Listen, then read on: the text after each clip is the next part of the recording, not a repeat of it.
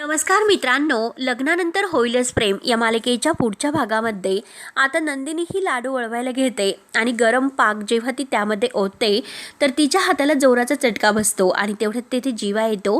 जीवा मात्र नंदिनीचे हात धरतो आणि त्यावर प्रेमाची फुंकर मारत असतो. तर नंदिनी आता खुश होत आपल्या जीवाकडे बघत असते आणि जीवाचं असणारं प्रेम तिला समजते. त्यानंतर आता इकडे ही आपली काव्य आहे तर आपल्या बोक्याशी खेळत असते. तर हे बघून मात्र रम्या आणि आता ह्या वसुहत्याचा खूपच जळफळाट होतो. म्हणून आता ह्या वसुहत्या ठरवते की ह्या बोक्याचं काहीतरी कडक बंदोबस्त करावा लागेल. म्हणून रम्या मात्र आता तो बोक्या घेते आणि त्या बोक्याला कात्रीने कापून टाकते, त्याचे तुकडे तुकडे करते.